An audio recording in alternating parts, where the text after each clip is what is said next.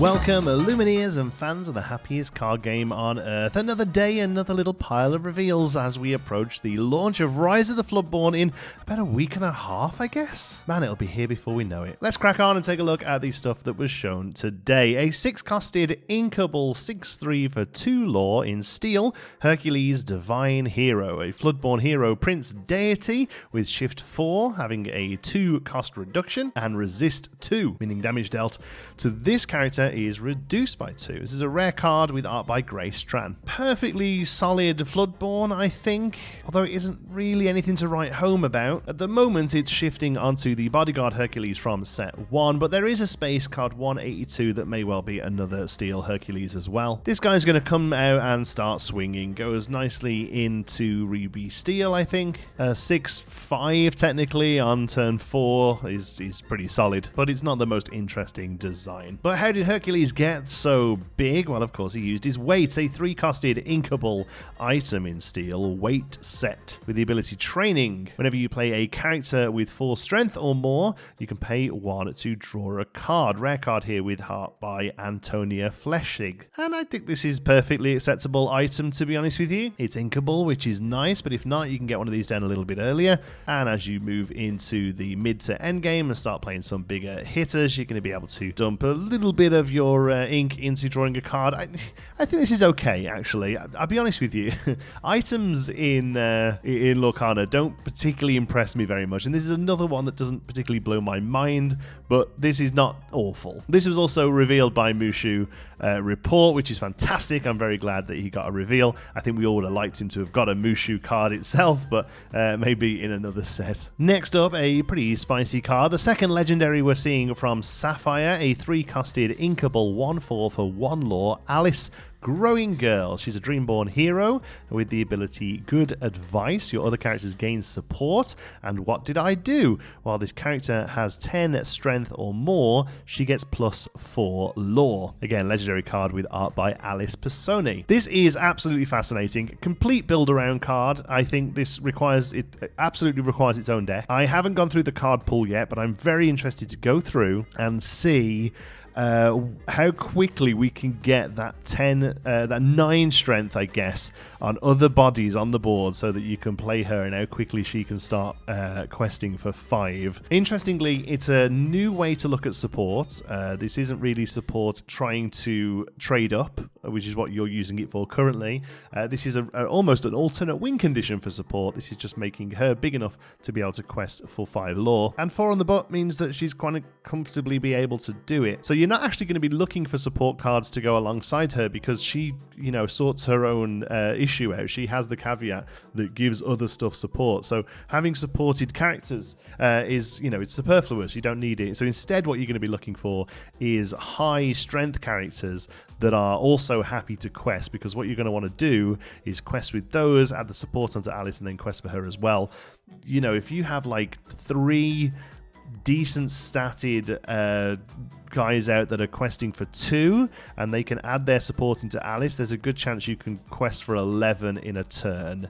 Obviously, it's going to be a little tricky to get into, but I definitely think it's possible. This is a really fascinating card. I love the fact that it's a very different design space to everything we've seen so far. I definitely think it's a build-around, but I think it's a very fun build-around. I'm very much looking forward to going and sort of goldfishing this and seeing what cards work well with it. Next up, a pair of cards that kind of go together. First of all, a 4-costed inkable 2/4 for 2 lore in Sapphire, Nick Wild, Wily Fox. A Storyborn ally with the ability it's called a Hustle. When you play this character, you may return an item card named Porpsicle from your discard to your hand. More on Porpsicle in a moment. This is an uncommon card with art by Brian Weiss. Interesting card. I think the item is actually more interesting than Nick himself, and I kind of would have liked some maybe a higher rarity, slightly weaker statted guy that brought any item back to your hand. The fact that it's specifically Porpsicle makes this a little bit more gimmicky than actual utility, but there is a good chance that he still finds play in an item deck that's capping out with Maurice and Tamatoa, and I think we're probably going to see another sort of high-end Sapphire card that sort of looks at all this stuff as well in set 2. There's so much stuff in set 2 that has you banishing your own items that I feel like we have to see a card that cares about that at a higher rarity. I'm sure it's on the way. The Pulpskull itself, though, is a 1-costed inkable item also in Sapphire with the ability Jumbo Pop. When you play this item, you may draw a card. And that's Redwood. Banish this item, remove up to 2 damage from chosen character. Common card with art by Isaiah Mesk. This is really good in the item deck, I think. I still don't think the item deck is quite there yet. It actually performs quite well in multiplayer when it's allowed to be left alone for a few turns. But 1v1, it's just too slow. It's just a bit too clunky to get to the win. But anything like this definitely helps. A 1-costed item that allows you to draw a card and replace itself is really quite nice. And I suppose you then have Judy Hopps coming in and banishing it, Nick Wilde coming in and returning it to your hand so you can play it over again and draw a card. You get the card draw off Judy. Like, maybe it is a 3-card combo that finds its way into the item deck. Nick is the only part of it that makes me feel like it's not perfect. If Nick let you bring back any item, then this would, loop all day long. The fact that you're having to have a Pulpsicle to constantly get that combo off, I'm not sure. But absolute flavor win, by the way. This is, exactly how the movie plays out between the 3 of them when they meet. So I think it's really incredible flavor win with cards that actually probably might see a bit of play. I definitely think Pulpsicle goes into your items deck. I think Judy Hopps goes into your items deck as well, because not only is it allowing you to banish your own item, you can also use it as item removal on your opponent's board, albeit you are giving them a card, but I still think that's not terrible. So overall, 3 really fun cards. Next up, we have a 3-costed uninkable action song in Ruby, the most diabolic scheme. You can banish a chosen villain of yours to banish chosen character. Uncommon card with art by Carlos Ruiz. This was revealed by Lorcana Villain, and what a great fit for them. It's incredible that they got a reveal.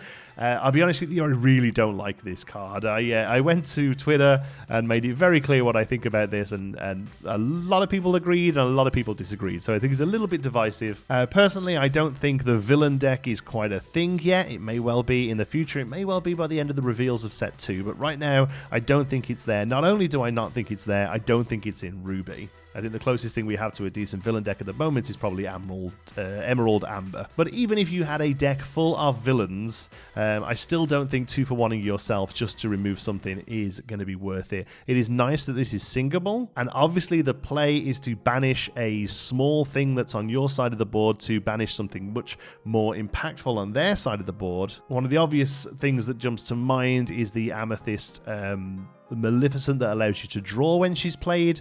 Pretty much when she's down, she isn't really doing much else, but she can sing this, banish herself, and then you can pick something off on the other side of the board. And that's not the worst combo ever, but it's a 1-card thing, and I just don't think it's worth it. Other than her, I can't really think of many villains that you're not happy to lose. As soon as we see a villain that cares about being banished, or cares about other villains being banished, or even just other cards being banished on your side of the board, this one gets a lot more interesting. If we see some smaller villains that can go with something like Dr. Facilier, maybe there is a Ruby Amethyst build that plays this. But yeah, unfortunately at the moment I just don't see it. Very flavorful card, but I don't think it's very good. Prove me wrong though, prove me wrong.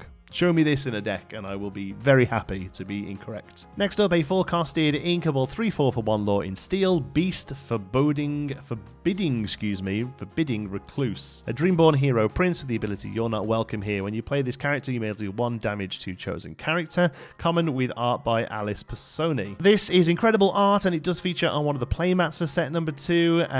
It's only on a common card. But I actually don't think this is a terrible card, honestly. I actually think I'd probably play this over Hot-Headed. I think pinging the character is going to be a lot more useful than getting rid of an item. I still don't really see items as a threat on the board. Maybe I'm wrong. Maybe I'm misjudging it. To be honest with you, I have lost games to people who have a couple of magic mirrors out and a Shield of Virtue, and they get a lot of value out of them. But still, I still don't think it's worth playing against items yet, personally. So I would play this instead of that all day long. It's inkable, which is great. Has not the worst stat line, but not the best stat line. But this is going to come out and pick off any Lilos that are behind bodyguards. It's going to pick off any evasive characters that you're having trouble with, like like the new fairy we're going to take a look at in the moment, or what's his name? Pascal, you know, things like that. There's a lot of little one-drops you can pick off that I probably starting to get a little bit out of hand on turn 4 if you haven't found a way to deal with them yet. But also, this obviously turns on a lot of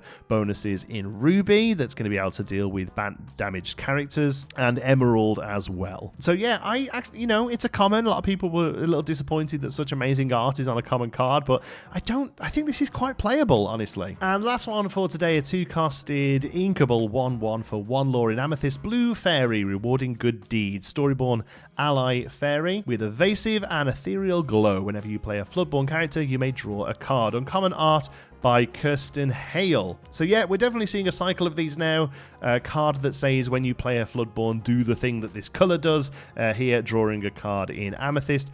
I got very excited about this one because I saw it on my phone, and maybe the phone glare bothered me or something. I'm also very colourblind, and I think I read the word blue and saw this as a Sapphire card and got incredibly excited for my Sapphire Emeralds Floodborn Matters deck.